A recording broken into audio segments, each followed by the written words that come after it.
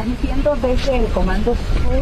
Ahí están viendo en sus pantallas a Stephen Miller, a el almirante Donovan, quien es el jefe del Comando Sur, y al secretario de Guerra, Hegseth, quienes se acercan para hacer la foto familiar junto a las delegaciones de más de 15 países de América Latina.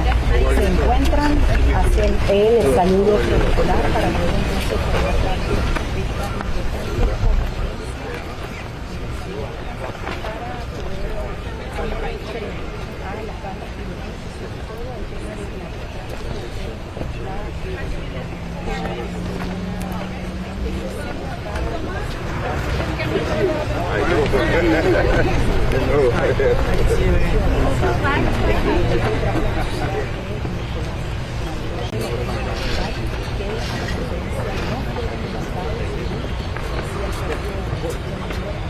entonces Pero algo viste se cruza.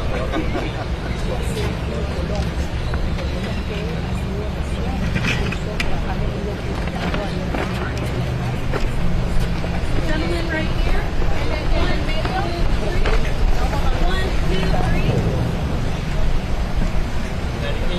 1 second, please. Can you get a good photo of everybody? Yeah.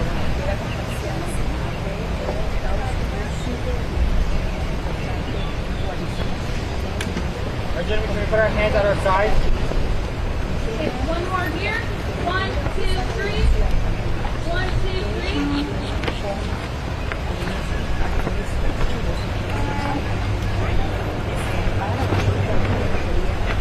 All right,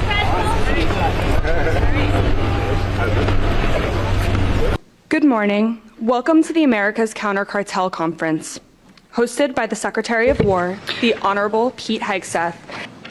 Good morning. Welcome to the America's Counter-Cartel Conference, hosted by the Secretary of War, the Honorable Pete Hegseth, and the Commander of the United States Southern Command, General Francis Donovan. We thank you for traveling to be here with us for this historic convening. The America's Counter-Cartel Conference is a testament to our partnership and this administration's unwavering commitment to secure the U.S. homeland and our hemisphere. At this time, I'd like to introduce the Commander of the United States Southern Command, General Francis Donovan.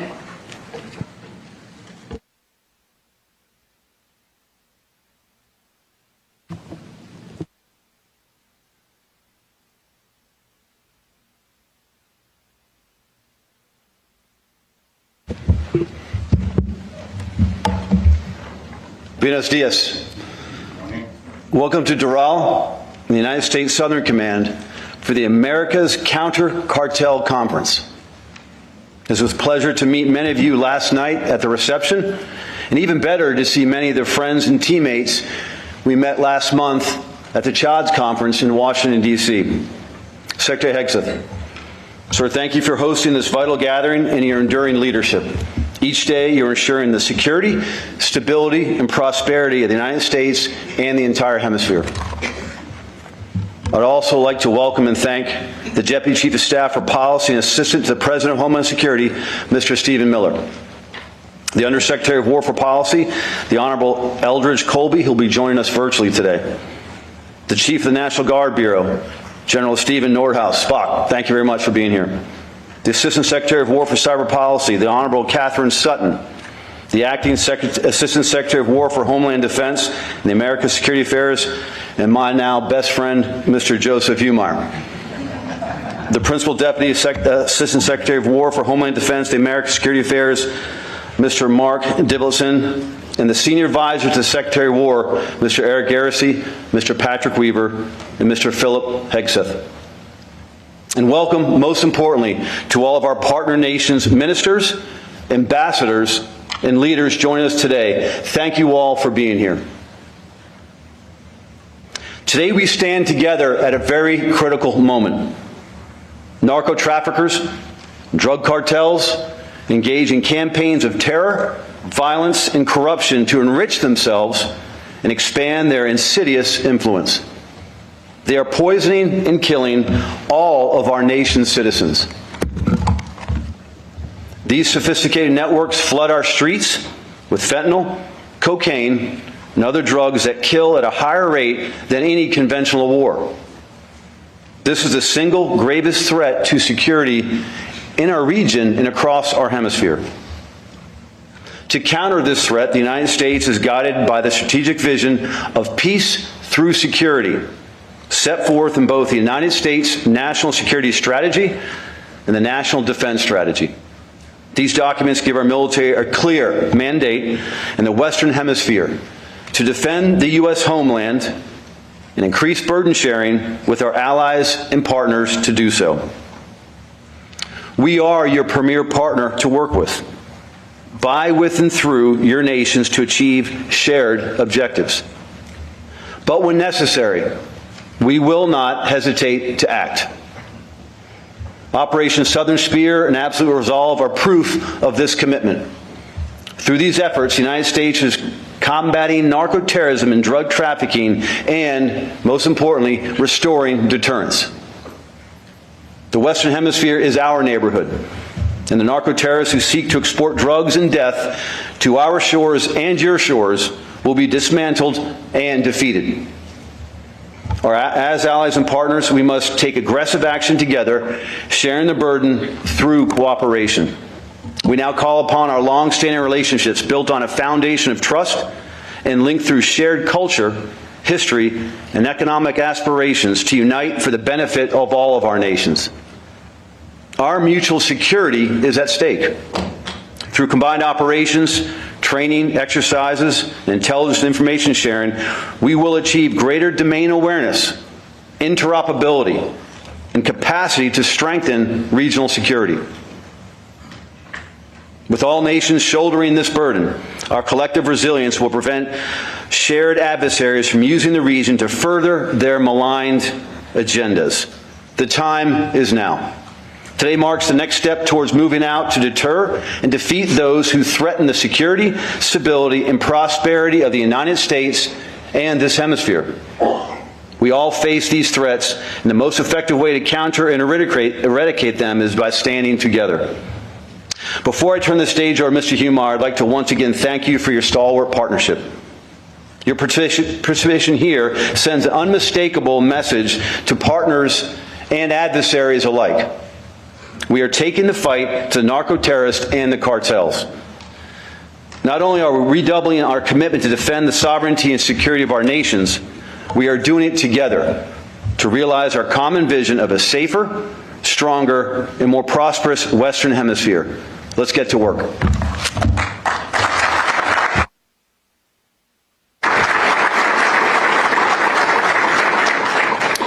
Thank you, General Donovan. Ladies and gentlemen, performing the duties of Assistant Secretary of War for Homeland Defense and America's Security Affairs, Joseph Humar.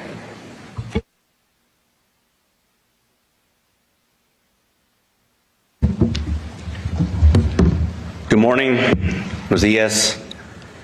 And I'd be remiss if I didn't begin by thanking my new best friend, General Donovan, for your excellent remarks and frankly for your excellent teamwork here at SOUTHCOM.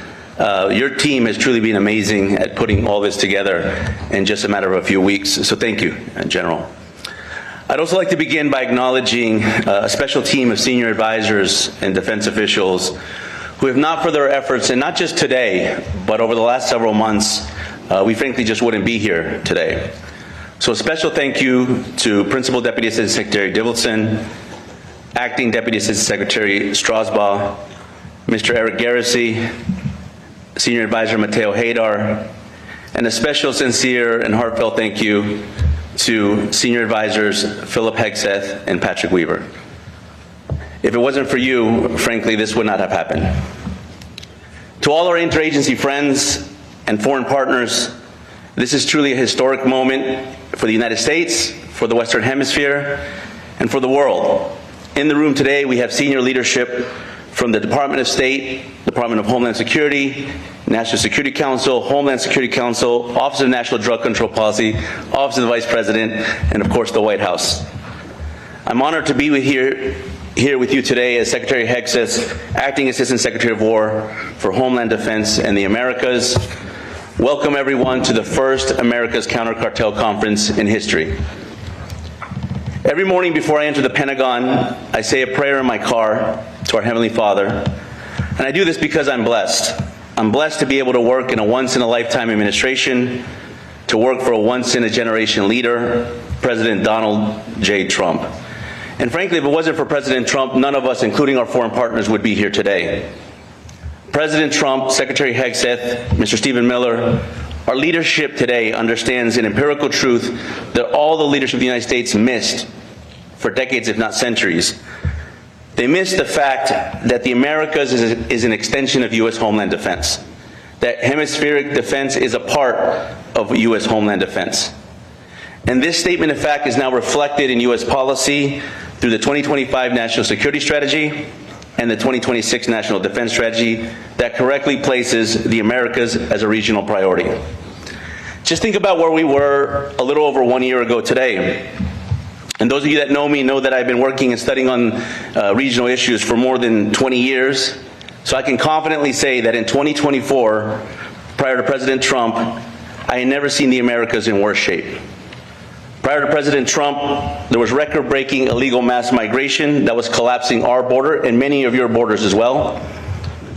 There was record-breaking deaths of Americans from deadly drugs that was transiting through your countries and stealing your sovereignty. The explosion of transnational organized crime in every single country throughout the Americas was destroying our shared region. If you think about it, before President Trump, we were breaking all the records for all the wrong things. And it was even worse because there was a growing false narrative throughout the region that was taking hold that said you cannot win a war against major cartels and gangs because they are too powerful. In some cases, and even in some countries, frankly, they were giving up and adopted a posture of, if you can't beat them, join them. That's not tolerable anymore. Not for the United States, not for your countries, and not for our neighborhood. If you look to your right and you look to your left, you will find partners that are willing to fight with you. And if we collectively fight together, there is no gang, there is no terrorist, there is no cartel that is more powerful than us. We are here today because each of you has committed to doing your part. And that commitment cannot just be lip service. This must come with a new approach and a new normal to dismantle and destroy our shared threats of cartels and narco-terrorism. There'll be a lot of discussions today on a myriad of topics, but I really want to quickly emphasize two that are central to this effort: border security and deterrence. If you do not control your borders, you do not have a country. Border security and territorial integrity, as President Trump has shown, is possible. Since 1648, since the Peace of Westphalia, sovereignty has been the bedrock of human flourishing. You do not have a democracy if you do not have your sovereignty, and you cannot have sovereignty without borders. Open borders make transnational organized crime fundamentally transnational. And you do not combat transnational crime with transnational institutions, you fight it with borders and national sovereignty. If we remove the transnational from transnational organized crime, it becomes a local problem, becomes a solvable problem. The second point is on deterrence. Interdiction, while necessary, is not deterrence. Dialogue, while useful, is not deterrence. Failing to control your prisons, your borders, or your waters is not deterrence. Going on offense is deterrence. Operation Southern Spear shows that the deterrence is taking lethal and bold actions. And our goal is for every partner in this room today to start leading deterrence-focused offensive operations against your cartels. And finally, to wrap up, I want to make a point about geography, because geography in this hemisphere is indispensable to security.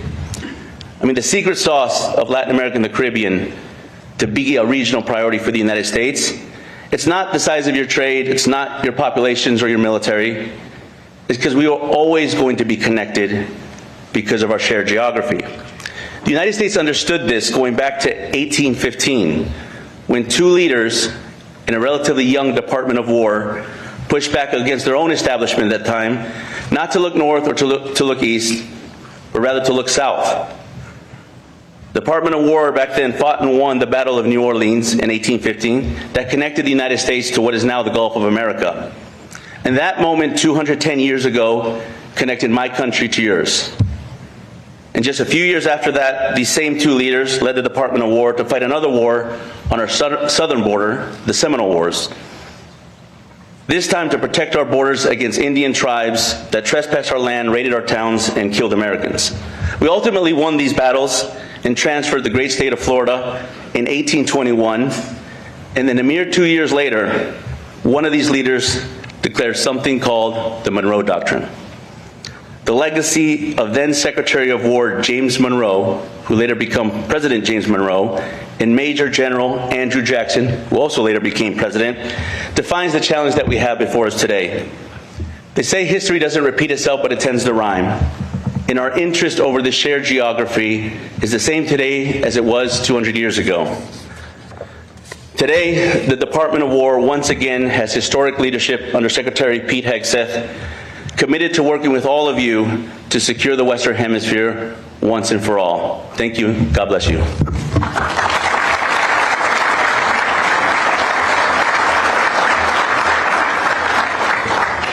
Thank you. I would now like to invite Deputy Chief of Staff for Policy and Assistant to the President for Homeland Security, Stephen Miller, to the podium. Sir, the floor is yours.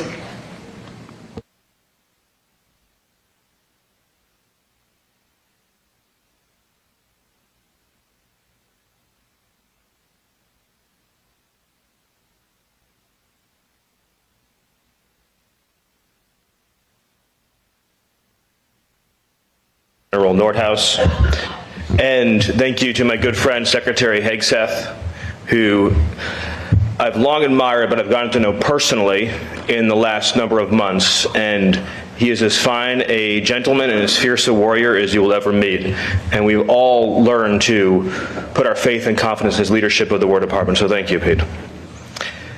There's been a paradigm shift under President Trump in the Western Hemisphere in the last 14 months.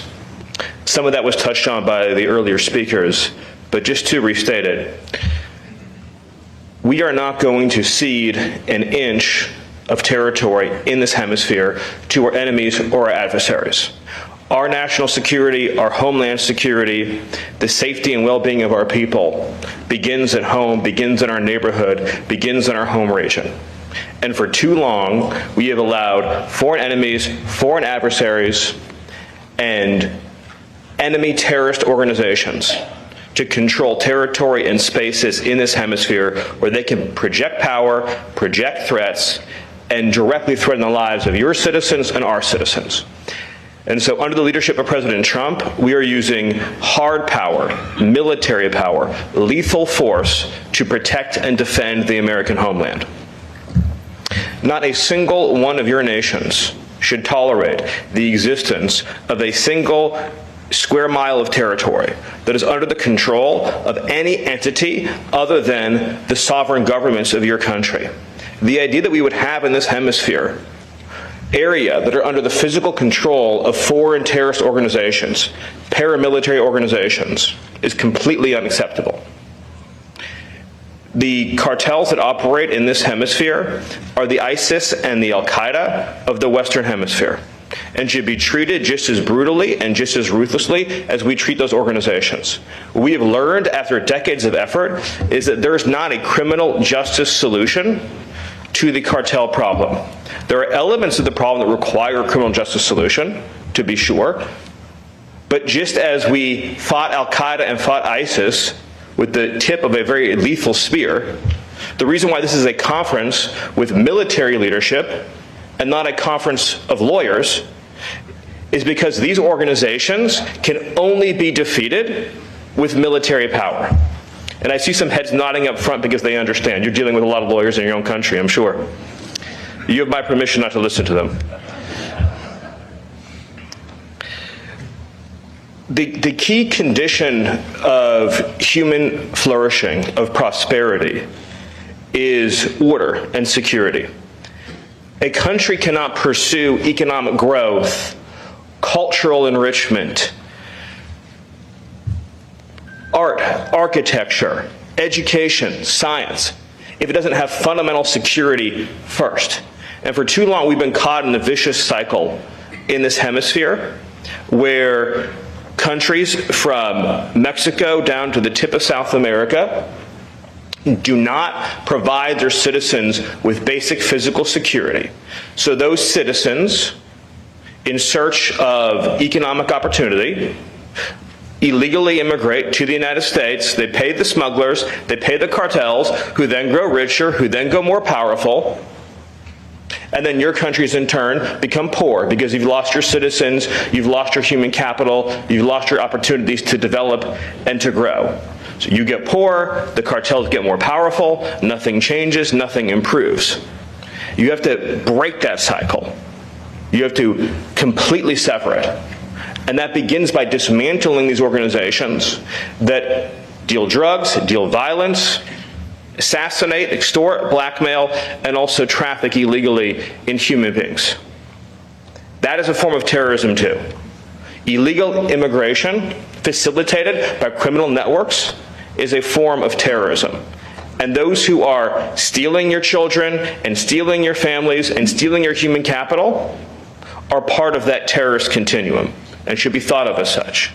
It is not a victimless crime when people are paying human smuggling organizations, because that money then fuels assassinations, it fuels violence, it fuels instability, and it continues this cycle. For decades, a lot of organizations were sent to your countries. These are known as NGOs, I think you know the term, non-governmental organizations. And they gave you very, very bad advice for a very, very long time. And basically they told you, in short, that you needed to be softer and gentler and nicer to the criminals, and that you had to demilitarize your approach and extend more rights and more opportunities to the people who are sabotaging and destroying your society.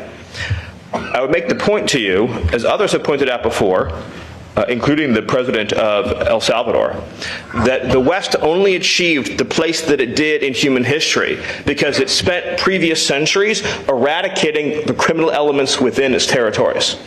So the West that we came to know, that had the great music and architecture and science and the most powerful economy, it had spent centuries previous to that establishing order first, so that by the time you get, to say 18th century England, 19th century England, there have been centuries of previous history in which ruthless means were used to get rid of the people who were raping and murdering and defying established systems of order and justice.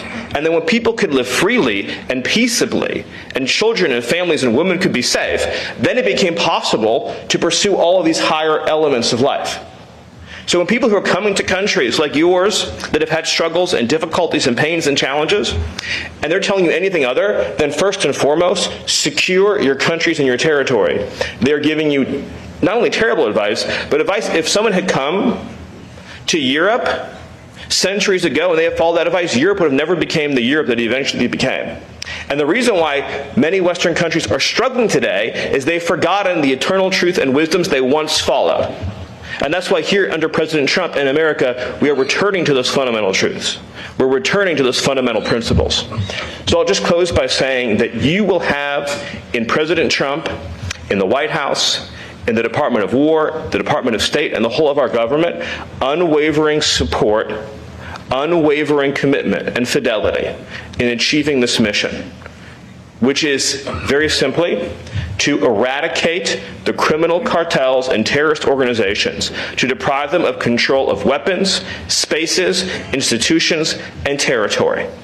And the human rights that we are going to protect are not of the savages that torture and rape and murder. The human rights that we are going to protect are of the peaceable citizens who have an absolute human right to live in physical safety and security every day of their lives. And in that mission, I promise you, we will be your closest partner. Thank you.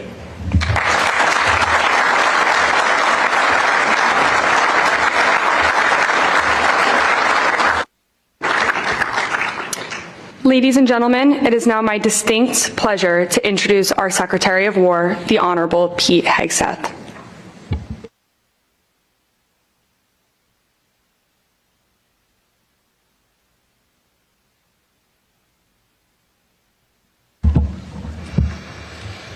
Well, good morning, everybody. Well, General Donovan and I are pleased to welcome all of you to Southern Command this morning. I'm honored to be the first Secretary of War to lead a hemispheric defense conference like this in more than 30 years. This conference is about you. This conference is about us. This conference is not called the America's Counter-Cartel Conference. It's the America's Counter-Cartel Conference. This is about what we together can do. You know, it's been more than 200 years since our nation struggled for independence from foreign rule.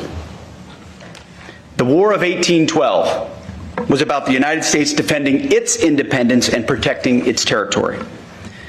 A 47-year-old Carolinian who was a major general in the Army, as was mentioned, Andrew Jackson, defeated a British army almost double the size. Addressing his troops after victory at the Battle of New Orleans, Jackson declared, "Natives of different states acting together for the first time have reaped the fruits of an honorable union." His success galvanized a young country. In 1816, our country elected a Revolutionary War hero as president. James Monroe fought in the Continental Army. Leading a charge against German mercenaries fighting for the British, the enemy fired a musket ball at him. It severed his artery and he almost died. But the young captain rallied and grew to be governor of Virginia, Secretary of War, and one of our greatest presidents. In 1823, President Monroe said that the United States owed the success of that young country to the candor and amicable relations with other powers to affirm our national policy. President Monroe declared, "We should consider any attempt on malign countries to extend their system to any portion of this hemisphere as dangerous to our peace and safety." It was the Monroe Doctrine of 1823. And today, some 200 years later, we still marvel at the wisdom of President Monroe's declaration. We, like you, want borders and sovereign territories that are secure. We want unfettered access to key terrain and trade so that our nations can industrialize. And we want to prevent external powers from threatening our peace and independence in our shared neighborhood. This is the essence of the Monroe Doctrine. No external power will interfere in this hemisphere. Ours should be a region of strong, sovereign nations. It's the same principle that animates President Trump's defense approach today. President Trump and his Department of War are ushering in a new era of homeland and hemispheric defense, rooted in the unique heritage of our nation and your nations. Under President Trump, we restored the Department of War. You see, the Department of War was established by General George Washington and served our nation from its founding through our hard-fought victory in World War II. Many of your countries also once had ministries of war. Under President Trump, our nation has a newfound resolve that our founders would recognize, as Stephen alluded to and spoke to. They would recognize it, and they would appreciate it. We are at long last putting America, Americans, and the Americas first, ensuring peace through strength and restoring common sense. At our department, we're doing it by restoring the warrior ethos, rebuilding our military to historic levels, and reestablishing deterrence in this hemisphere and around the world. For too long, leaders in Washington and their foreign policy functionaries abandoned the simple wisdom of the Monroe Doctrine. They were consumed with the United States only going abroad. They ignored the warnings of President John Quincy Adams, who said that if our nation went overseas only in search of monsters to destroy, that we would cease to be the ruler of our own spirit and our own backyard. Under previous leaders, we grew obsessed with every other theater and every other border in the world except our own. These elites reduced our power and presence in this hemisphere, opting for a benign neglect that was anything but benign. In your countries, many leaders accepted the status quo to coexist with narco-terrorism, or for a law enforcement alone approach, that failed to deter and dismantle threats. Same happened in our country under the previous administration. And the result of this collective neglect was fatal. More than 1 million Americans were killed by fentanyl, cocaine, and other drugs. Numbers greater than any casualties we've sustained in war.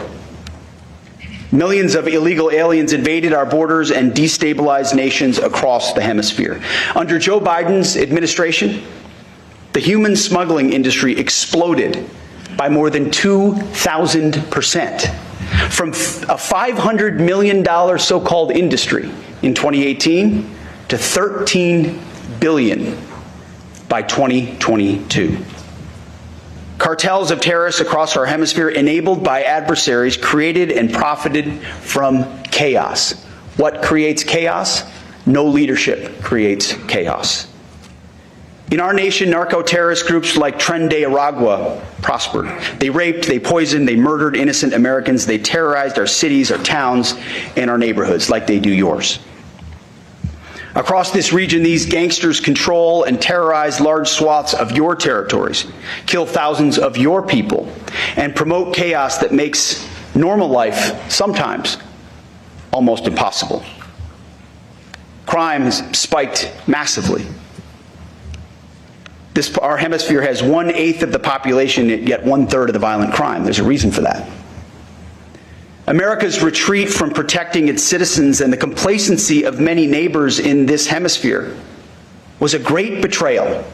That's what it was, a great betrayal against our people and our nations. While President Trump recognizes the wisdom of the Monroe Doctrine and the days of us betraying and endangering our own citizens are finished. President Trump has reestablished the Monroe Doctrine, the Trump corollary of the Monroe Doctrine, or if you'd like, for short, you can just call it the Donroe Doctrine. Under President Trump, securing America's interest in the Western Hemisphere and keeping our homeland safe are our top national security priorities. The President's historic national defense strategy ensures that the Department of War will prioritize resources around the threats and objectives that are core to homeland defense and the people and prosperity of the American people. And to start, the Department of War is once again defending our borders as a priority of our national defense. With our law enforcement partners, we are defending our borders and making our streets safe again. Crossings at our southern border, at the U.S.-Mexico border, have dropped to the lowest number in history. Murders nationwide have plummeted by more than 20%. We now have operational control of our southern border. 0 people are crossing our southern border. We will not rest until we have complete operational control of every inch of all of our borders. So it starts with us. We're addressing it, but we're not stopping there. Under President Trump, for the first time in history, the Department of War is on the offense against narco-terrorists as well. I should back up a step, though. In order to get 100% operational control of our border, we didn't just look at Border Patrol and say, that's your job. It's a law enforcement function. We deployed the United States military. Right now, the Division Command of the 101st Airborne is in operational control of the southern border. We ensured that the most capable assets we had in our country were deployed to our own border to defend that border against the narco-terrorists and drug dealers seeking to enter our country, not treating it simply as a law enforcement function. Working with our partners, but recognizing it's a core military function. But going on offense with Operation Southern Spear has restored deterrence against the narco-terrorist cartels that profited from poisoning Americans. Last month, we went a few weeks without targeting a single boat. Why? Well, because we couldn't find a whole lot of boats to sink. And that's the whole point, is to establish deterrence from narco-terrorists who have been able to traffic almost unfettered. And if the consequence was simply to be arrested and then released, well, that's a consequence they'd already priced in a long time ago. A new dynamic had to be put in motion in order for their decision cycle to change. And when adversaries are forced to move out of comfortable positions, as you know, as military men and women, they're more vulnerable when they're moving in a different direction, which is also the point. Drug overdoses that kill our citizens have dropped. Flows of fentanyl, a weapon of mass destruction, are down 56%. We will continue to destroy these threats. In January, U.S. forces raided and arrested the most dangerous house and the most dangerous compound inside the most fortified fort in the capital city of Caracas of two indicted individuals, Nicolas Maduro and his wife, fugitives of the U.S. law.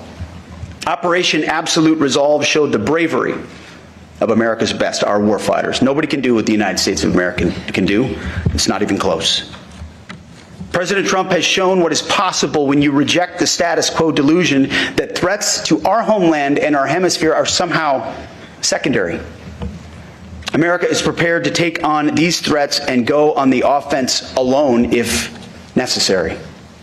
However, it is our preference, and it is the goal of this conference, that in the interest of this neighborhood, we all do it together with you, with our neighbors and with our allies who are eager and willing and capable. To do this, to work together, we must first acknowledge what was lost and then understand what needs to be restored. All the nations represented in this room are offsprings of Western civilization. Our nations are and always will be united by our heritage, our history, and geography in this new world. We share the same interests. And because of this, we face an essential test: whether our nations will be and remain Western nations with distinct characteristics, Christian nations under God. Proud of our shared heritage, with strong borders and prosperous people, ruled not by violence and chaos, but by law, order, and common sense. Or whether we are permanently torn apart by something else, led astray by competing forces, radical narco-communism and anarcho-tyranny, which threaten our people, borders, and sovereign lands in the name of a false sovereignty or a false peace. Uncontrolled mass migration, which overwhelms domestic resources intended for deserving citizens and drives unchecked crime and unchecked violence. Or the belief in so-called globalism that seeks to erase our distinct national identities in the name of tolerance, erase our borders in the name of compassion, and erase our warrior ethos and that which makes us strong in the name of so-called diversity and political correctness. One of the dumbest phrases in military history, which used to be echoed from the former Defense Department in the previous administration, they would say it over and over and over again, was, "Our diversity is our strength." It's the single dumbest phrase in military history. Because what is our strength is our unity. Our strength is in our shared purpose, in the training we do together, the capabilities we have to do, we can do together. In our context, the Constitution we swear an oath to defend together, the uniform we wear together. That is our strength. We reject other notions and offer a new choice. We must defend our national interest and restore our national identities. Otherwise, the outcome is the same. Our hemisphere will be poorer, more dangerous, and weaker. This matters not because we seek to preach to you about culture wars or ideologies, or to tell you how to run your countries. We're not here to tell you how to run your countries. Instead, it matters how we assess the threats facing us and the choices that we make on how to overcome them. That is what will define our destiny. President Trump understands that today's threats to border security and key terrain in our hemisphere are existential questions for our nation and for all of yours. When adversaries conduct incursions in this hemisphere, off the coast of a U.S. state, Alaska, or off the coast of Greenland, or in the Gulf of America, or the Caribbean, that is a direct threat to the United States homeland and to peace in this hemisphere. When adversaries control ports or infrastructure along strategic choke points for U.S. and hemispheric trade, such as the Panama Canal, or install military facilities just miles off our shore, that is a threat to the United States homeland and peace to this hemisphere. When terrorist killers and cartels capture strategic infrastructure, resources, and entire towns or cities close to U.S. borders and U.S. shores, or profit from mass illegal migration, that is a threat to the United States homeland and a threat to all of you as well, to the Americas. The same adversaries that threaten our shared heritage threaten our shared geography as well. They seek to displace the historic North-South relationship that we've always shared with some sort of a new global South that excludes the United States and other Western nations, but includes non-Western powers and other adversaries. The answer to our challenge is not to ignore our geography in the name of global interests, but to embrace our shared geography in the name of national interests. That is why President Trump has drawn a new strategic map from Greenland to the Gulf of America to the Panama Canal and its surrounding countries. At the Department of War, we call this strategic map the Greater North America. Why? Because every sovereign nation and territory north of the equator, from Greenland to Ecuador and from Alaska to Guyana, is not part of the global South. It is our immediate security perimeter in this great neighborhood that we all live in. Each one of these countries border either the North Atlantic or the North Pacific. Each one of these countries sits north of the two basic geographic barriers that exist in this region, the Amazon and the Andes Mountains. This is basic geography that we don't teach in schools as much as we should. And it restores our North-South relations, and we must get it right. In the North, the United States must enhance posture and presence in cooperation with you and our sovereign partners to defend our shared immediate security perimeter. In the South, meaning south of the equator, the other side of this great neighborhood, we will strengthen partnerships through increased burden sharing. This will enable you to take a greater role to defend the South Atlantic and the South Pacific, and to secure critical infrastructure and resources in partnership with us and other Western nations. This is what we did in World War II, just like we sunk ships with torpedoes in World War II. At the Department of War, we called it the quarter sphere defense. And we will do this again. If we're serious about our national security, and if we prioritize geography, business as usual will not stand. This means that for every country in this hemisphere, border security must be your top priority. Border security is national security. President Trump said it when he first started to run. You're not a country if you don't have borders, and he's right. President Trump sealed our border by directing the military to mobilize resources and personnel to stop invasion by cartels and other criminal actors. You can do this as well, and many of you have. This also means that you too can and must go on the offense against narco-terrorists.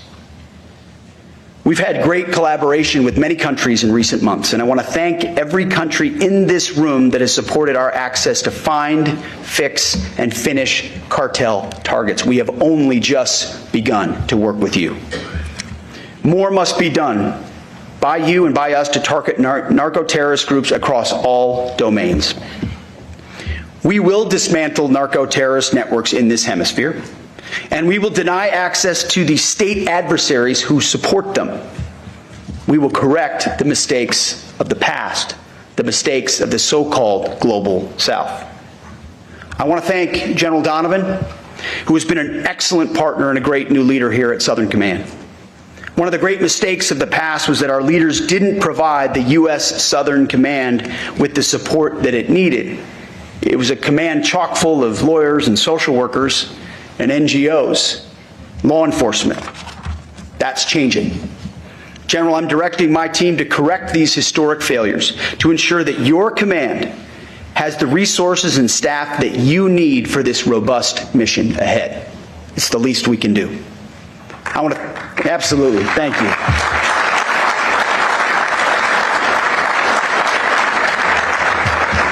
It's about time. But it's not just us at the Department of War, and it's not just Southern Command. This is across the Trump administration. This is across the Department of War as well. Stephen Miller, thank you for your support and your leadership, for your clarity, understanding why this matters to each American citizen, and why the War Department is central to ensuring that it happens. It doesn't happen without President Trump, and it doesn't happen without your clarity and your leadership. I want to thank General Nordhaus as well for your support at every level. There's so many to thank. I see Corey Lewandowski here from the Department of Homeland Security. It doesn't happen without the Department of Homeland Security. Of course, Joseph Humar, the other part of the new bromance between him and General Donovan. Eric Garrissey, who from day one in my office, he was my first sergeant in Iraq, he's one of my senior advisors. Day one, he worked at SOUTHCOM for a long time, said, we need to be focused on the cartel threat. And he built a team to help put us in that direction, a lot of which manifests to this day. Patrick Weaver, Phil Hegseth, who I happen to know, and Ricky Berea, my chief, for doing a great job putting this together. Tony Salisbury, thank you. So many folks that every single day in Washington, I hope you know, are working hard to run as fast as you are, to stand alongside you in this mission. This is not a conference with flags so we can pat ourselves on the back. I can tell you that if I sold that to President Trump as the objective, he'd kick me out of his office. This is an operational conference to bring our countries more closely together to achieve a shared objective and do so aggressively. This is not a one-way street. Every partner in this region has to do more and invest more in your security as well. We, like you, want a hemisphere of sovereign, secure, and prosperous nations. We, like you, want what another great American president, Teddy Roosevelt, called the permanent peace on this hemisphere, and it will require action from all of us. You know, our schools used to teach American school children about our blessed history. Every child in grade school grew up knowing the remarkable story of this country. They knew that President James Monroe was once an orphan, that at a mere 16 years old, he had to look after his siblings. I've got an almost 16-year-old, he couldn't look after anything. It's remarkable. Well, that orphan grew to be not just one of the greatest presidents, but one of our greatest Americans. After his presidency, when his wife died and he became frail and ill with heart failure, but he still spoke about what he called our shared cause of liberty. Still talked about the toils and the perils of our war for independence. James Monroe, our 7th president, died on July 4th, the 4th of July, Independence Day, 1831. 50 years after 1776. What I like to say is, here at the Department of War, we're in the 1775 business, which is when Americans took up arms before they even declared independence. All of you are also in the 1775 business. Without the force of arms, without our militaries, we cannot keep our country safe. That's my responsibility, and it is yours. With Donald Trump in the Oval Office and with all of you here, we can still realize that long ago dream of James Monroe in our time. We will make the Americas great again. Thank you, and God bless you.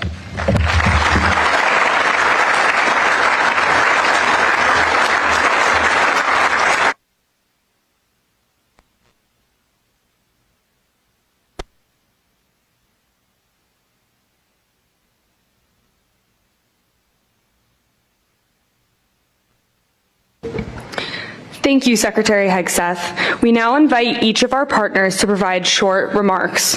Please deliver your remarks seated at your chair instead of coming up to the podium.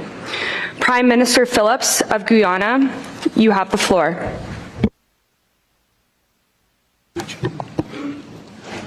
Thank you. I thank the government of the United States of America and the Honorable Secretary of War, Pete Hegseth, for convening this inaugural America's Counter-Cartel Conference and for the invitation extended to Guyana.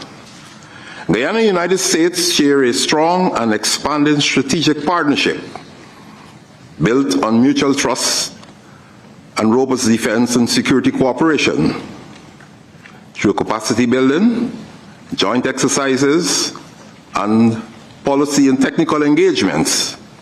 Our countries have worked closely together to combat narco-trafficking and other forms of transnational crime. The transnational activities of cartels, gangs, and other criminal actors threaten regional peace and security. These networks undermine the rule of law, weaken institutions, and threaten the safety and economic well-being of our citizens. For countries like Guyana, located along important maritime and regional transit corridors, addressing narco-trafficking and narco-terrorism requires strong cooperation among our nations. These threats demand coordinated intelligence sharing, enhanced operational cooperation, and strengthened defense capabilities across the hemisphere, and to continue to respect the sovereignty and territorial integrity of every state. As our region continues to grow economically and strategically, it is also essential that we work together to protect critical infrastructure, strengthen national institutions, and enhance our resilience to evolving security threats. Through deeper cooperation and partnership, we can ensure that our hemisphere remains safe, secure, and a true zone of peace. Guyana welcomes the adoption of the Joint Security Declaration of this conference and looks forward to joining the coalition to combat narco-terrorism. The government of Guyana remains committed to being a reliable and active partner in advancing the security and stability of the Western Hemisphere. Thank you very much. Thank you.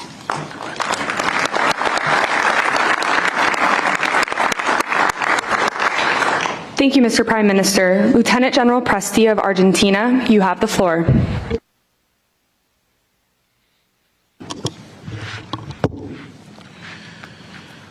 Señor Secretario de Guerra, señor General, autoridades aquí presentes, antes de comenzar, quiero expresar nuestro respeto por los militares de Estados Unidos de América que recientemente perdieron la vida en combate cumpliendo con su deber.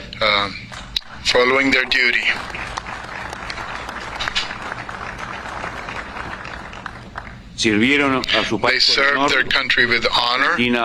Argentina honors their sacrifice and feels for their families. Likewise, with the accident that the Bolivian Air Force, a brethren country, our condolences. I come here in the name of the President of the Argentinian nation, our Commander-in-Chief of our armed forces, our leader, Javier Milei. To reaffirm our commitment, the commitment of the Argentinian Republic with the safety and the stability of our hemisphere. The states of this continent confront similar threats, maybe in different intensity, which affect our citizens, our property, our strategic resources, and our critical infrastructures. Before these challenges, defense is a central function of the state.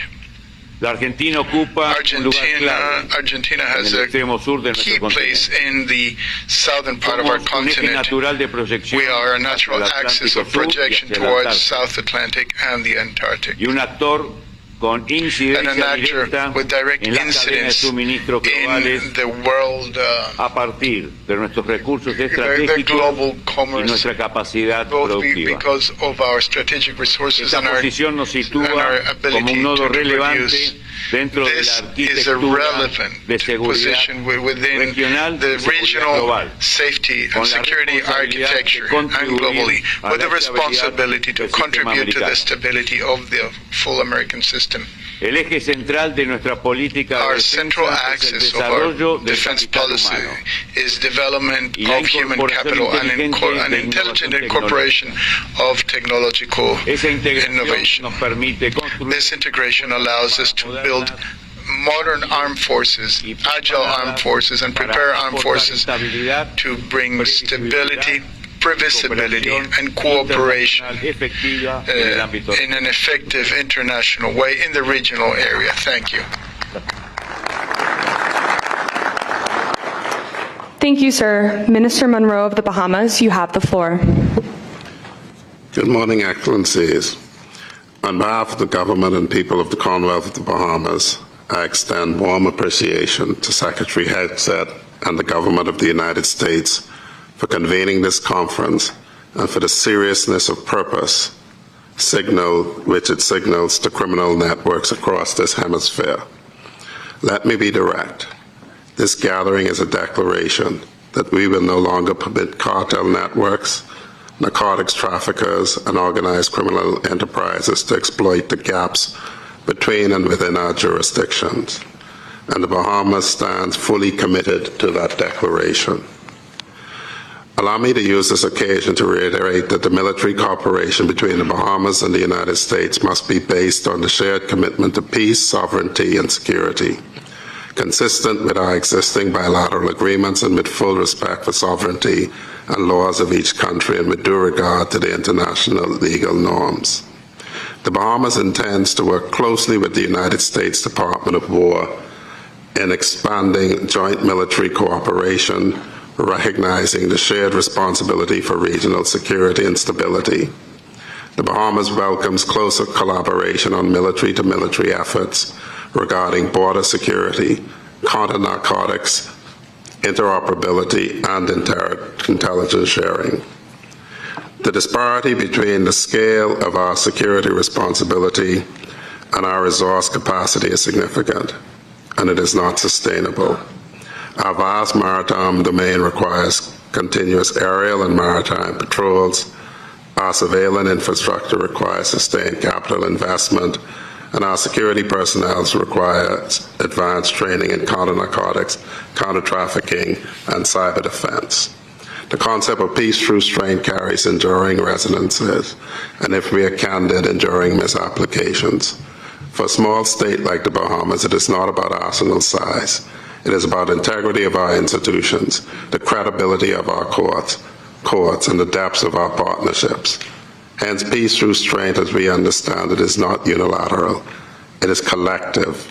It rests on the recognition that hemispheric security is indivisible, that what weakens Nassau ultimately weakens Miami, that instability in Port-au-Prince reaches Nassau long before it reaches Washington, and that small states on the front line of transnational crime deserve genuine partners, not conditional patrons.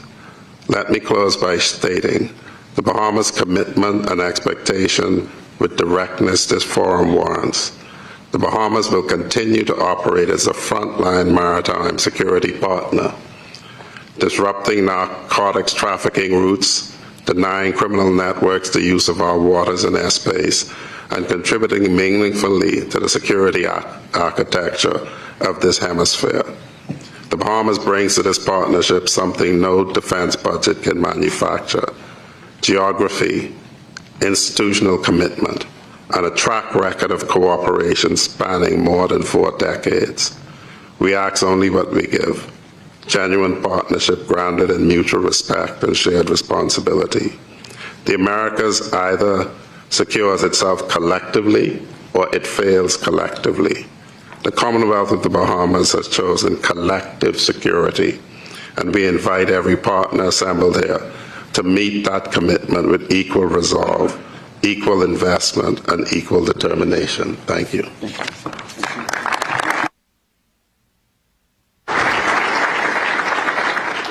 Thank you, Minister Monroe. Minister Marin of Belize, you have the floor. Good morning. Secretary Hegseth, General Donovan, distinguished ministers, heads of delegation, and colleagues. On behalf of the government and people of Belize, I extend sincere appreciation to the United States for convening this timely and important conference here in Miami.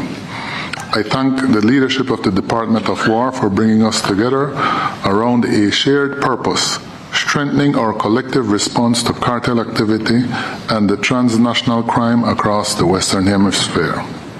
For Belize, this is not abstract.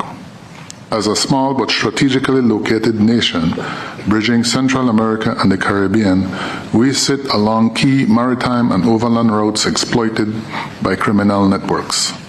These networks traffic narcotics, weapons, and human beings. They undermine governance, distort economies, fuel corruption, and erode the safety and confidence of our citizens. Cartels and transnational criminal organizations do not respect our borders. They adapt quickly, leveraging technology, exploiting institutional gaps, and moving seamlessly across jurisdictions. Our response, therefore, must be equally adaptive, coordinated, and resolute. Belize remains firmly committed to a comprehensive security strategy that combines strong border protection, maritime domain awareness, intelligence-led operations, and close interagency collaboration. We are investing in the professionalization of our defense and security forces, strengthening our legal frameworks, and enhancing cooperation with regional and international partners. But no nation, in particular Belize, can confront this threat alone. The Western Hemisphere is interconnected by trade, travel, and shared democratic values. When criminal networks destabilize one country, the effects ripple across us all. That is why partnerships, regional and multilateral, are not optional, they are essential. We must deepen intelligence sharing, improve joint operational capabilities, strengthen financial tracking to disrupt illicit flows, and invest in community resilience to prevent recruitment by criminal organizations. We must ensure that our efforts uphold the rule of law, for it is precisely this principle that criminal enterprises seek to weaken. Colleagues, Belize stands ready to work shoulder to shoulder with our partners to safeguard our region. Together, through unity of purpose and action, we can deny transnational criminal organizations the space they seek to operate and build a more and secure, prosperous hemisphere for all our peoples. Thank you.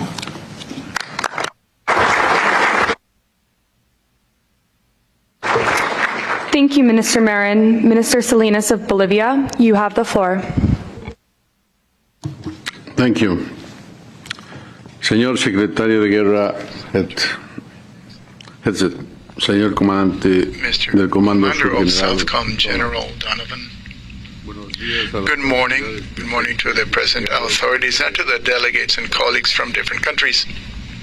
Bolivia comes to this forum fully conscious of the emergent threats that challenge the stability in our region, generating even tensions and instability between brethren countries with a permanent hybrid war situation. We understand that the transnational crime has mutated towards forms of an actor or para-institutional, operating with impunity through the borders, which until now have been porous, eroding effective sovereignty of our states. Before this challenge, Bolivia proposes the consolidation of a integral security. We want to establish mutual trust and combine actions with our neighbors and with the United States, aligning with the paradigm that security of one state is interdependent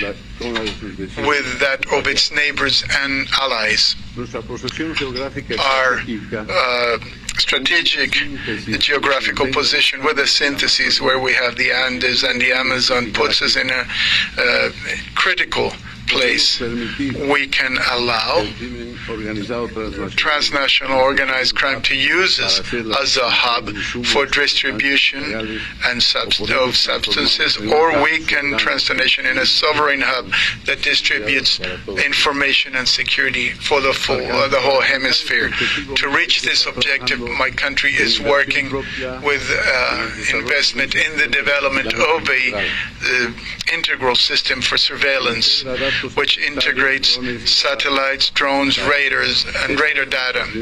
This is our first strategy to close our borders, those which the organized crime has exploited, and fundamentally in order to control the gray areas which have constituted in our state after 20 years of deinstitutionalization. We understand that modern defense requires a multi-domain focus, since current threats exert a control not only of the physical space,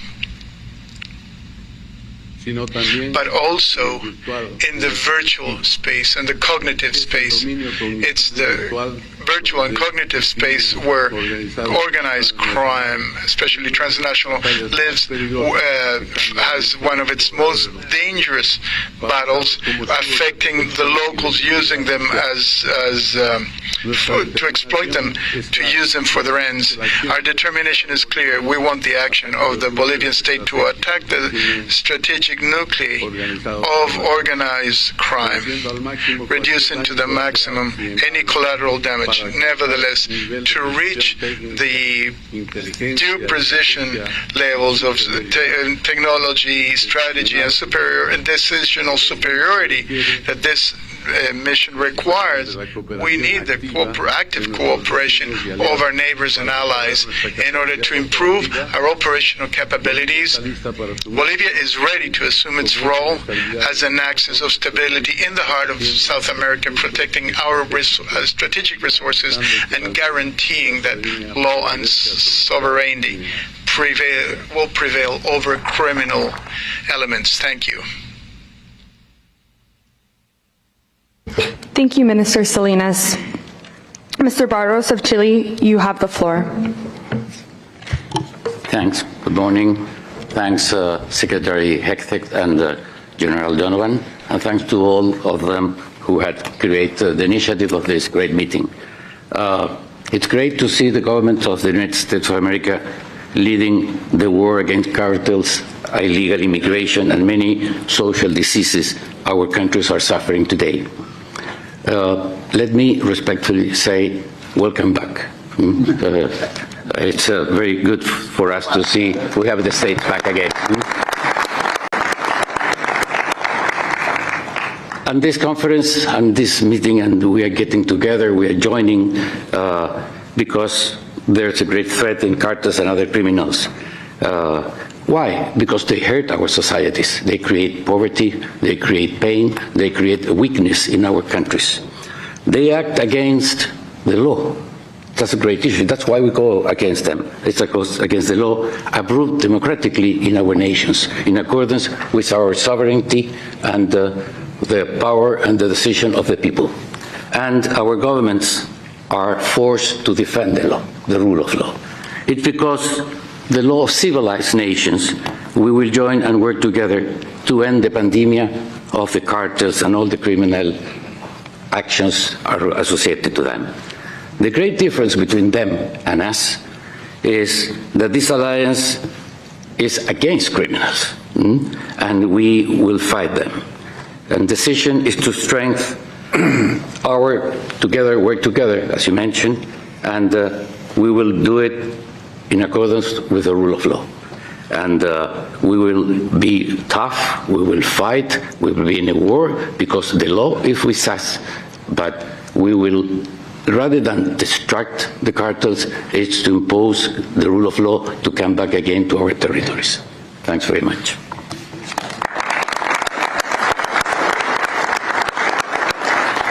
Thank you, Mr. Barros. Minister Zamora of Costa Rica, you have the floor. Me circunscribo a las palabras I want to extend my thanks to everyone. As my colleagues have said, we are thankful that the doctrine of the United States of the year 2026 gives priority to this continent because Mr.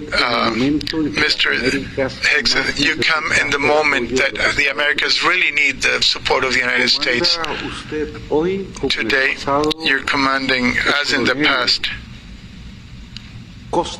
Colonel Custer commanded the 7th of Cavalry, supporting the democracies in the continent at the moment in which we really need it. If we had to define the situation of the Americas before this current effort of the United States, we would have to define them as democracies that are committed or they're actually compromised by the power of drug trafficking and cartels. What the United States is offering us today is to work together so that our shared values of democracy and the civic values that we share with the people and the government of the United States become a reality in the whole continent. I'm talking to you from a country, Costa Rica, in which there's more Americans in our country than Costa Ricans in the United States. And that makes us understand how we are brethren, how American and Latin American countries, we're all brethren. The first thing is that my country understood that sovereignty is not a border that the drug traffickers don't respect, but the efforts of justice do. So we celebrated a joint patrol treaty with the United States that gives police authority and jurisdictional authority to the American ships when they are in our seas. And this has been an effective deterrent. And today with SOUTHCOM, we are working so that all our borders have scanners in surveillance in air, sea, ground, so that no export that comes from the States, from Costa Rica is not scanned. So we're going to stop drug trafficking, to use our commerce routes to bring drugs into the United States. And this joint effort that we're doing with SOUTHCOM, I think, is the proper signal in the line of creating this joint work. I conclude, Mr. War Secretary, mentioning that there is also the Treaty of San Jose, which gives us the legal framework to increase this cooperation, these joint cooperation in security. Costa Rica is going to propose your name because with the leadership of the United States, our countries must define an operational vice presidency. And for us, it would be an honor if that could be done, if this forum so approves. Thank you. Thank you, Minister Zamora. General Onofre of the Dominican Republic, you have the floor. Muy buenos días. Good morning, Mr. Secretary Hegseth, General Donovan, colleagues, chiefs of delegations in the hemisphere, ladies and gentlemen. It's a great honor for the Dominican Republic to participate in this America's Conference Against Cartels here in the SOUTHCOM in the United States. It's a space that reaffirms our common commitment with security and stability in the hemisphere. Our country recognizes that to advance in peace, we must ensure the safety of our countries and borders. There cannot be any sustainable development without security. There cannot be prosperity without stability. And our condition as a Caribbean nation, which we have a key geostrategic position, we assume the challenge of countering drug trafficking, narco-terrorism, and transnational crime, and the emergent threats that impact directly our societies. We support this joint security declaration or statement oriented to increase multinational cooperation and strengthen our efforts in border security, protect critical infrastructure, and consolidate our cyber defense capabilities. These challenges do not recognize borders. Therefore, our response has to be joint as a region. We believe in promoting peace through the legitimate force of the state and in the strategic cooperation between allied nations. To join in a hemispheric coalition against drug trafficking and other threats is not only an option, it is a historical need. Dominican Republic reaffirms its commitment to stability, democracy, and the development of the region. We are ready to align our priorities, share best practices, that allows us to anticipate risks, deter threats, and protect our citizens. Together, with political will and coordinated action, we will strengthen the safety of the Western Hemisphere, and we will build a more prosperous future for our nations. Thank you. Thank you, General Onofre. Minister Lofredo of Ecuador, you have the floor. Good morning, everyone. I am here today representing the government of the Republic of Ecuador. I stand before this multilateral forum not only as a Minister of Defense, but as the spokesman for a nation that has decided with absolute firmness and political will to confront the greatest threat of our contemporary history, transnational narco-terrorism. We are at a turning point. The decisions we make at this conference will directly impact the security and stability of our future generations. Historically, our nations have shared the values of democracy, freedom, and the rule of law. Today, those values demand a common strategic response from us. On the basis of this principle, our national defense policy aligns with the United States National Defense Strategy. Ecuador recognizes that the border security is an essential component of national and hemispheric security. The threats we face have mutated. We are not dealing with dispersed criminal networks, but with destabilizing structures with transnational scope and links that erode democratic institutions. Narco-terrorist organizations not only traffic drugs, they challenge the legitimate authority of the state and affect the freedom and prosperity of our citizens. The security of our hemisphere is indivisible. Every nation that strengthens its capacities contributes to the regional stability.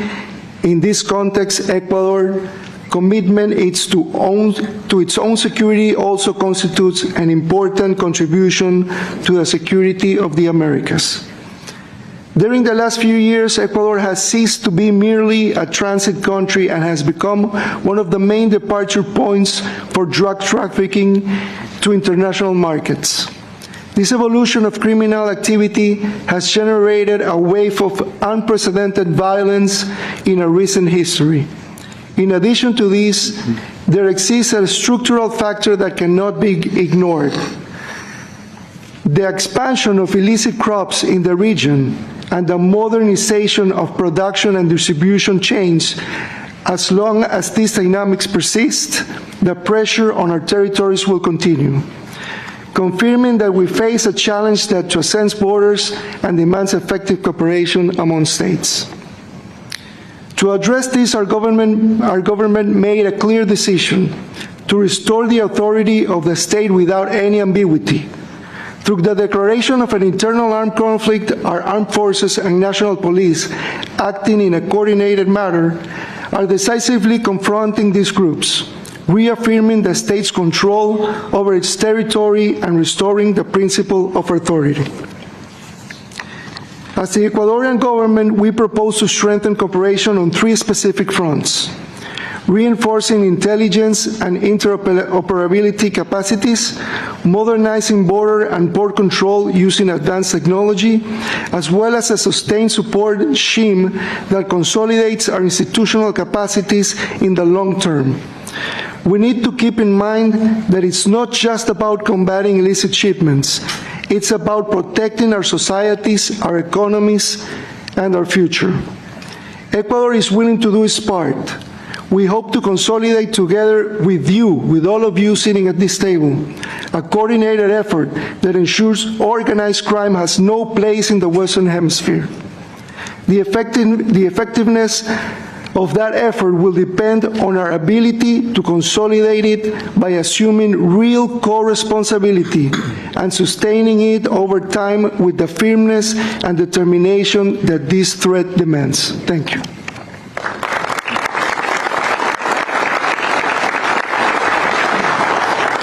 Thank you, Minister Lafredo. Minister Marino of El Salvador, you have the floor.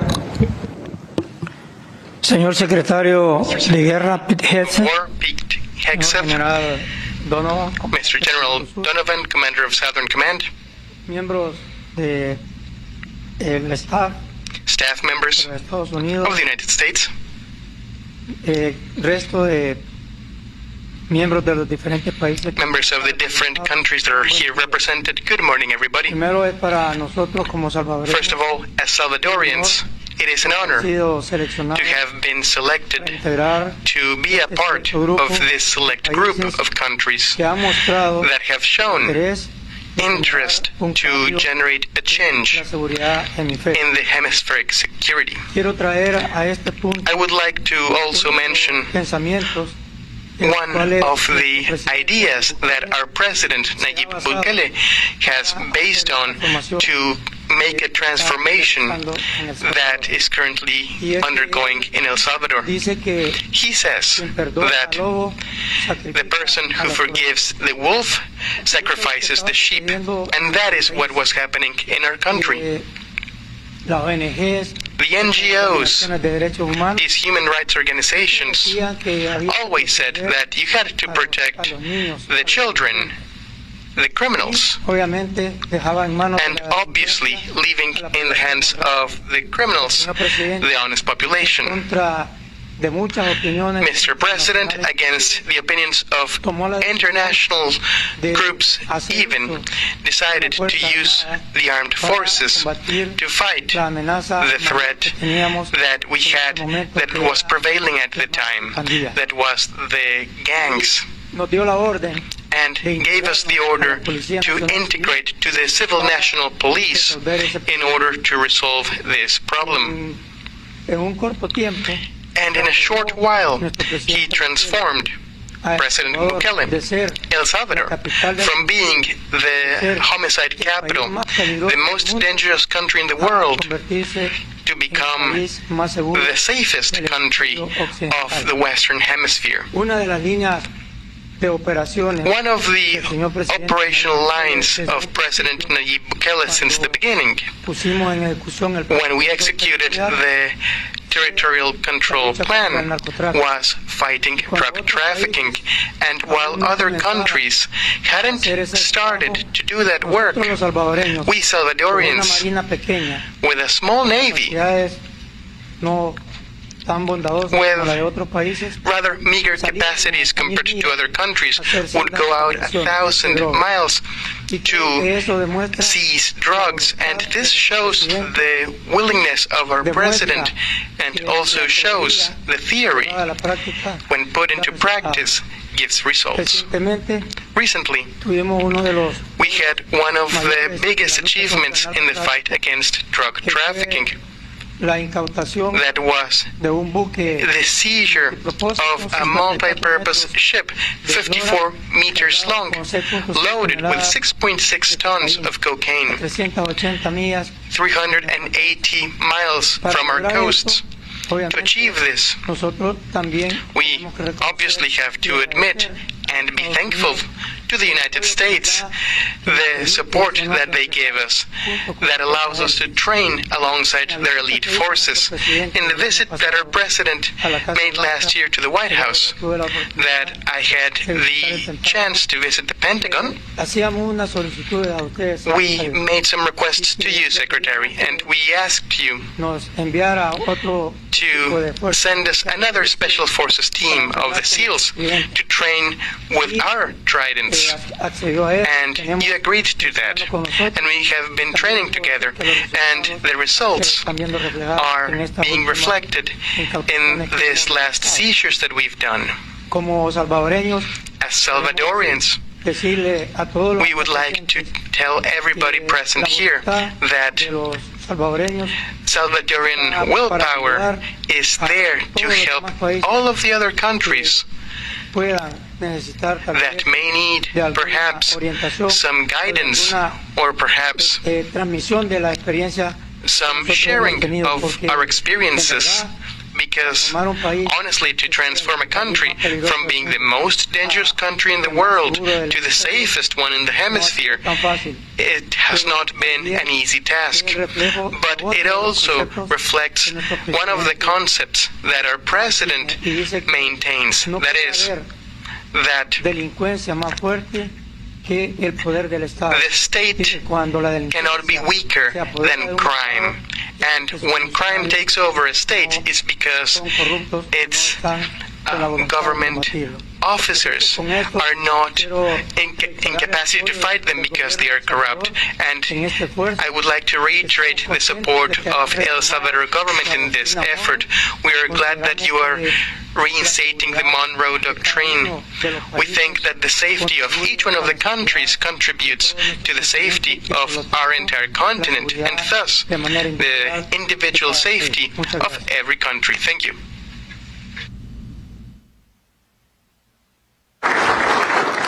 Thank you, Minister Moreno. Minister Sáenz of Guatemala, you have the floor.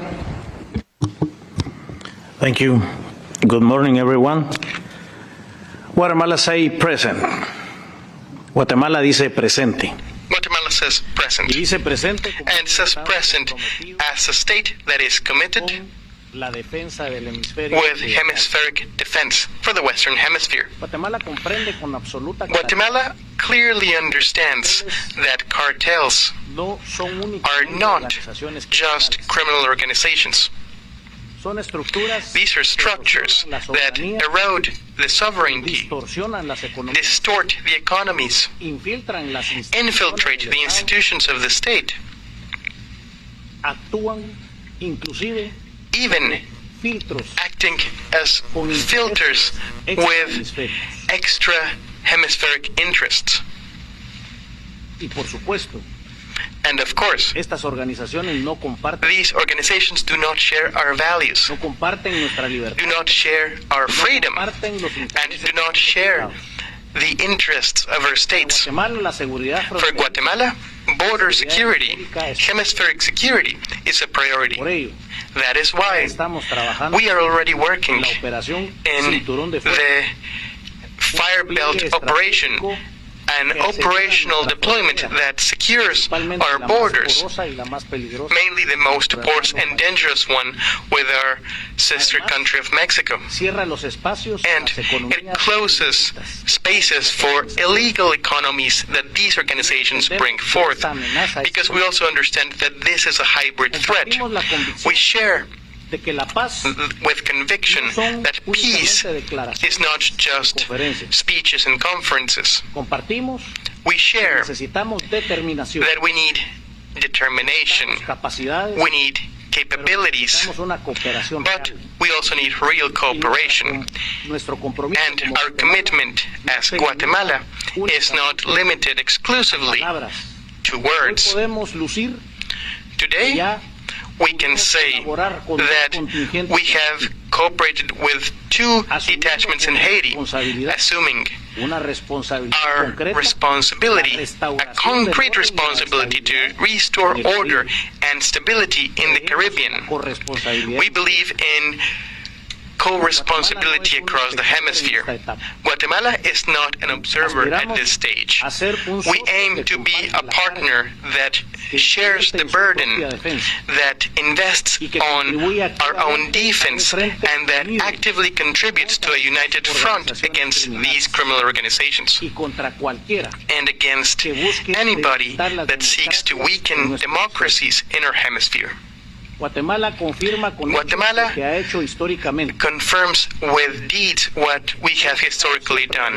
We've always been on the right side of history. y lo quiero lucir. And I would like to brag about this. I want to say this again. Guatemala has been on the right side of history. La paz no es una ausencia de Peace is not the absence of conflict.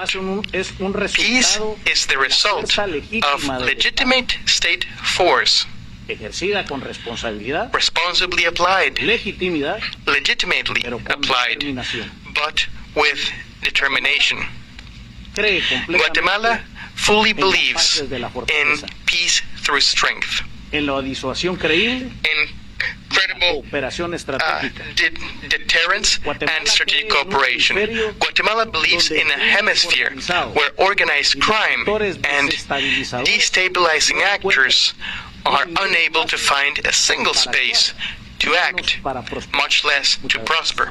Thank you very much.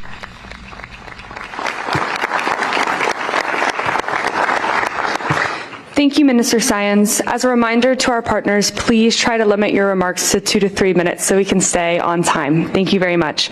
Secretary Rodriguez of Honduras, you have the floor. Good morning. On behalf of the President Asfura, the State of Honduras, and the Armed Forces, we would like to express our sincere gratitude for the invitation to participate in this important conference. This forum reaffirms a reality we all recognize. The fight against cartels and transnational organized crime cannot be addressed in isolation. It is a hemispheric threat that requires joint response, permanent cooperation, and a shared strategic vision. Honduras occupies a key geographic position in the continent, which has been exploited by criminal organizations using our territory as a corridor for illicit activities. In light of this reality, the new government has made a firm commitment to strengthen its operations and actively contribute to regional security. Today, this morning, we are here to reaffirm our commitment to work alongside our allies, friends, and neighbors through regional cooperation, sharing strategic information, and coordinating efforts to actively confront criminal organizations that threaten democracy. Honduras will continue to fulfill its responsibility with determination and with the firm's political will to maintain peace and security on the Americas. Thank you so much. Muchas gracias.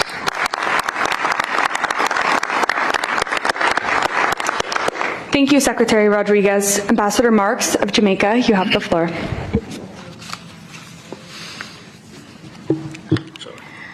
Thank you.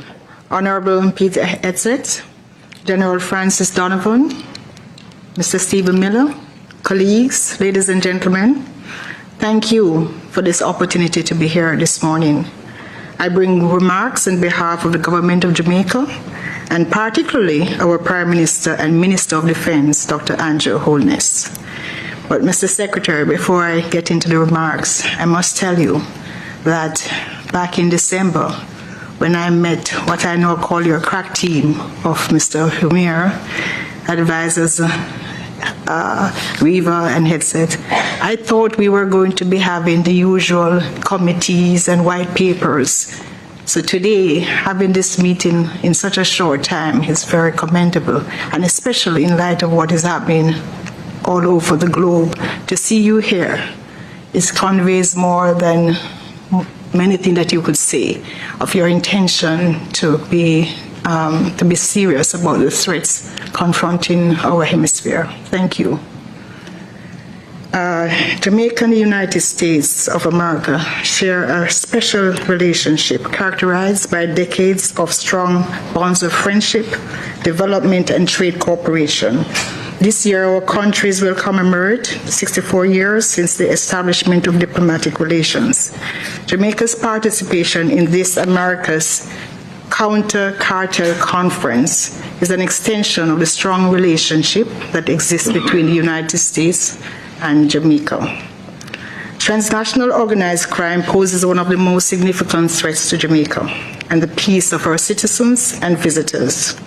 These threats These threat actors leverage criminal networks transcending national borders with connecting nodes across the Americas that extend even beyond the Western Hemisphere. The vectors that facilitate narcotics trafficking by cartels and drug syndicates are the essential elements that link the movement of small arms and light weapons, money laundering, and trafficking of a range of other contraband. Jamaica sees it as crucial to support a regional counter-narcotics thrust as the country's recognition of the dangers that transnational organized crime groups bring to domestic security, law enforcement, and peace. Annually, Jamaica's security forces seize high volumes of cocaine. And in fact, in 2025 alone, the security forces seized over 1,200 illegal weapons because of the nexus between illicit drugs and guns trade in the region. These realities reflect a nexus between local drug pushers and gangs with external drug syndicates and transnational organized crime groups, which support the fact that these networks do not exist in a vacuum. Similarly, the counter-cartel efforts by nation states cannot take place in a vacuum. We acknowledge that this must be a collaborative effort, multi-agency, and across the wider region. So Jamaica, again, acknowledges with appreciation the support of the United States in coming up with this coalition and also in supporting our own Plan Secure Jamaica. Through tangible commitments and collaboration with the USA, Jamaica has been able to reduce murders by over the past year by over 40%, a significant decline. And so before I conclude, I want to take a special moment as we're speaking about appreciation to acknowledge, Secretary, the support of the United States, and especially through the Southern Command during our recent Hurricane Melissa experience. Over a third of the country was destroyed. And when we needed a friend to be there, the United States was there. Your very quick action, your mobilization of support saved many lives. And we want to just take this opportunity also to thank you for being a friend, not only on paper, but when we needed you, you were there. And we are here to support what your bigger purpose and vision now for this region. So in concluding, Jamaica supports the expansion of cooperation to enhance security in the Americas, and we envision enhanced security cooperation for member states on countering the scourge of organized crime. Mr. Secretary, we thank you and your team for this transformative initiative, the Americas Counter Cartel Coalition, and we are happy to be a part of it. Thank you.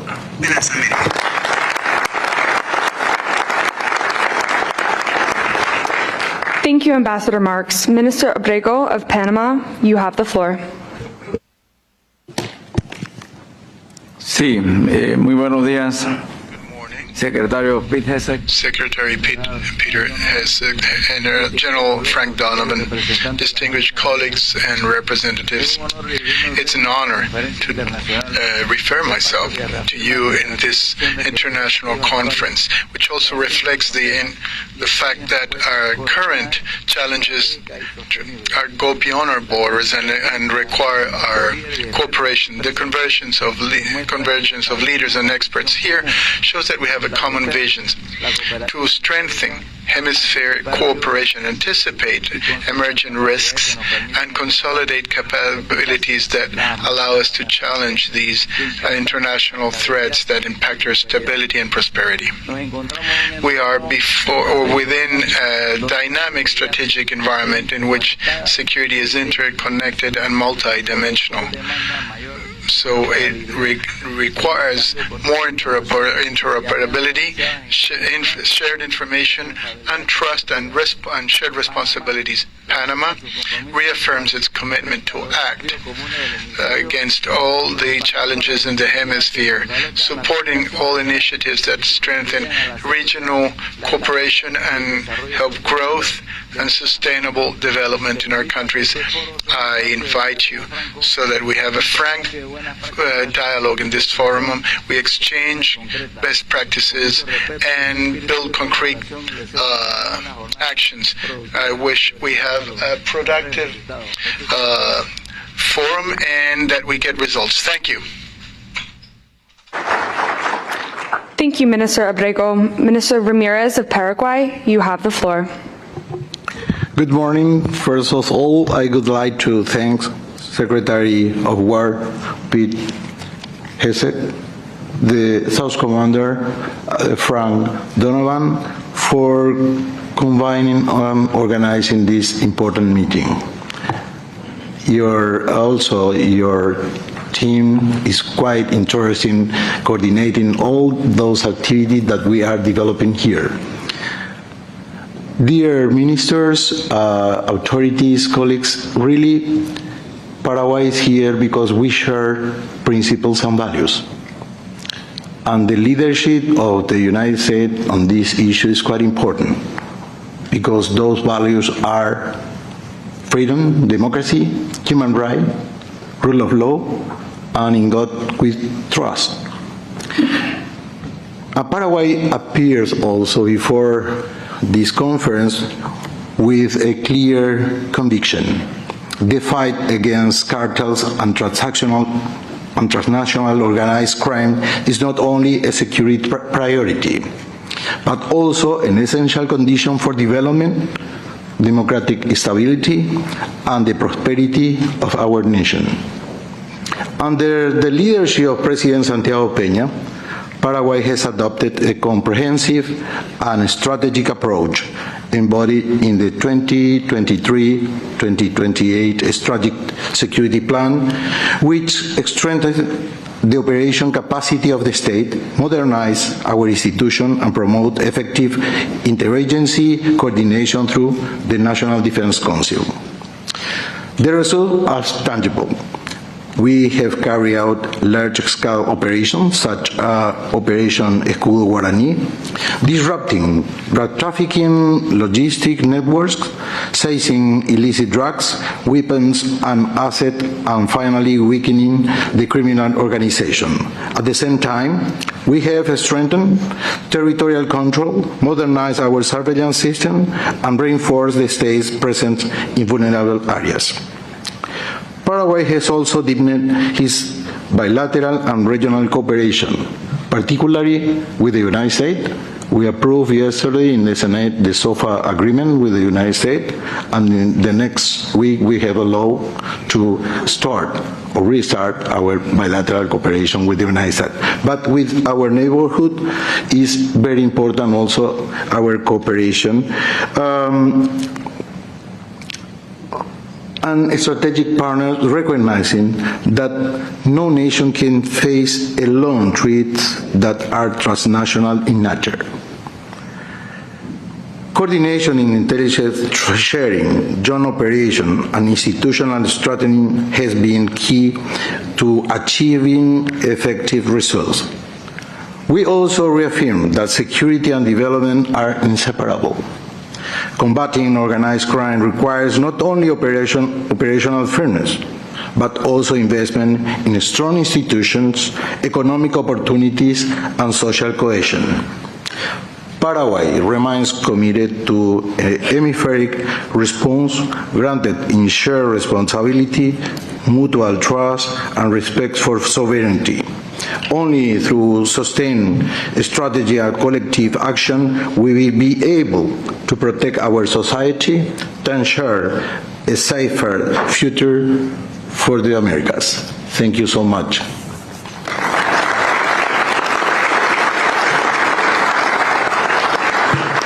Thank you, Minister Ramirez. Minister Arroyo of Peru, you have the floor.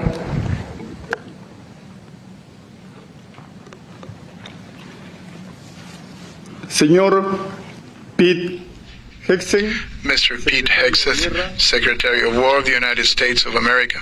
General Francis Donovan, Commander of SOUTHCOM of the United States of America. Ladies and gentlemen, Ministers of Defense of our countries of America. Ladies and gentlemen, members of different delegations of American countries, may you all have a very good day. It's an honor for me to be able to address you all and express that Peru is thankful for the invitation that the United States of America did to participate in this first conference of the Americas against cartels. My country values this important initiative, which will contribute to reinforce regional cooperation to counter in a coordinated way current threats which compromise the security, the stability, and the development of the American hemisphere. Peru gives priority to the solid relationship that it maintains with the United States in matters of security and defense. This is a priority that strengthens day to day. Peru is firmly committed with the fight against transnational criminal organizations. This is a complex phenomenon and it's multidimensional. Drug trafficking, narco-terrorism, weapons illicit traffic, human slavery, illegal mining operate with structures that transcend borders. They use emerging technologies and they seek to debilitate democratic institutionality. These threats project simultaneously in land, maritime, air, and cyber domains, and this requires integral and coordinated responses. For Peru, the fight against drug trafficking constitutes a strategic priority. Since we're one of the biggest world producers of coca leaf and cocaine, we have the impact of these illicit economies against public safety, the environment, and the most vulnerable populations. Our historic experience has shown the strict the way that terrorism and drug trafficking work together.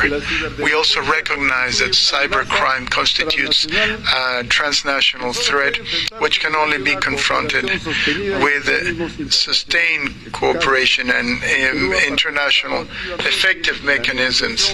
Peru has worked actively in negotiating a subscription, the UN Convention Against Cyber Crime, and therefore committing to preventing and sanctioning these conducts, as well as strengthening the mechanisms of international cooperation against emerging digital threats.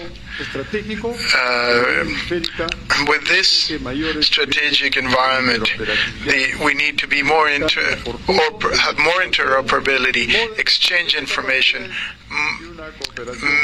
improve our capabilities, and have mutual trust and respect to the sovereignty of states. And I just want to end telling you that we reaffirm our commitment with a coordinated action which will preserve regional stability and guarantee a more stable and prosperous hemisphere for our nations. Thank you.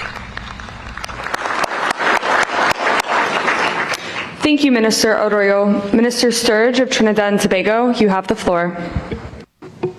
Thank you. Secretary Hegseth, General Donovan, thank you. I would first like to bring greetings from the Prime Minister of Trinidad and Tobago, the Honorable Kamala Persad-Bissessar, and to thank you for the invitation you have extended to us to attend this counter-cartel conference. We appreciate the solemnity of the occasion and we are grateful for it. For many years, Trinidad and Tobago's geopolitical position was a blessing as a gateway connecting South America to the Caribbean and beyond. But that blessing has become a burden, as in recent times we found ourselves at the mercy of powerful drug cartels and criminal networks engaged in narco-trafficking, firearms trafficking, and human trafficking. Trinidad and Tobago stands with the United States and our partners in confronting these cartels and transnational criminal organizations in our neck of the woods. We are not observers in this fight, we are on the front line with you. We have lost law enforcement officers in this fight, including one of our sailors during the interception of a semi-submersible which was transporting a couple tons of cocaine. We have lost thousands of citizens over the last 2 decades to violent crime, fueled mainly by the actions of the new narco-terror networks. But our economic fortunes have changed, subjecting us to severe structural constraints which hinder us from delivering the appropriate level of border security needed. Because we once classified as high-income earning, and because of our GDP, that classification turns out to now be strategically misleading and thus limits our ability to access critical security assistance, donations of equipment, and other resources. This at a time when our borders are critically exposed, leaving us at a critical disadvantage as we face off with sophisticated and well-financed narco-traffickers who move their goods northwards into your neighborhoods and onto your streets, into your homes, and bringing destruction to your youth. If we are to deliver effectively as the security anchor in the Southern Caribbean, we require assets that would equip us with the capability to disrupt the cartels in the transshipment corridors and to protect our shared economic interests in the energy sector. Every shipment intercepted in our waters is one that would never reach your streets. Again, permit me to underscore our commitment that we stand ready.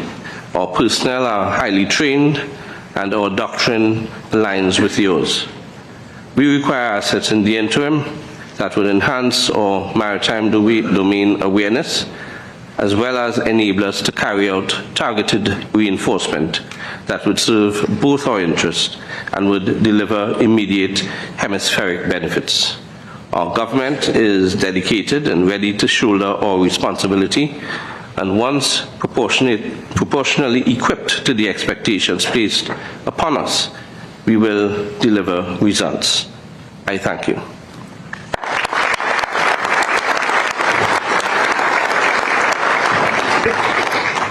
Thank you, Minister Sturge. At this time, Secretary Hegseth invites all heads of delegation to join him at the table for the signing of the Joint Security Declaration.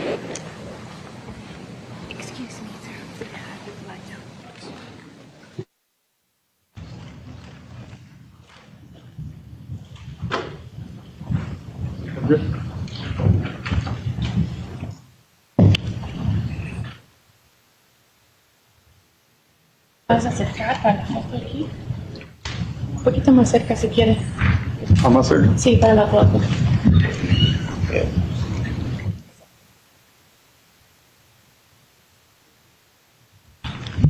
Prefer to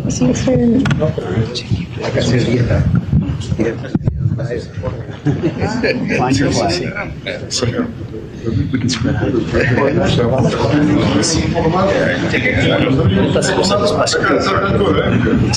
Make room for the Prime Minister.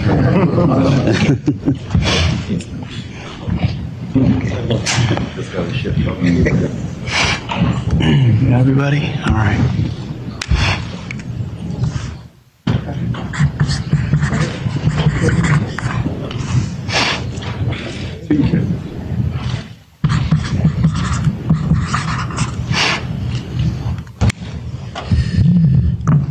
I'm the only one that needed to sign because everyone else already has. So here you have it.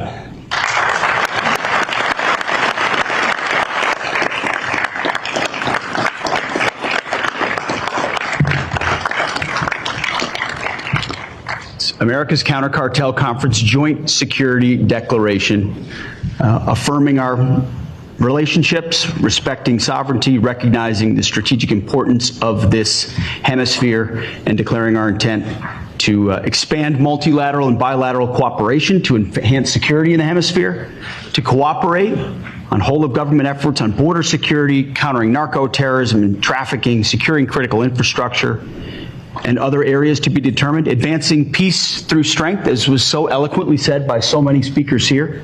It means something to address future threats to our mutual interest and join together to combat narco-terrorism and other shared threats in the Western Hemisphere. Signed March 5th, the year of our Lord 2026, in English and Spanish. How about that? Thank you.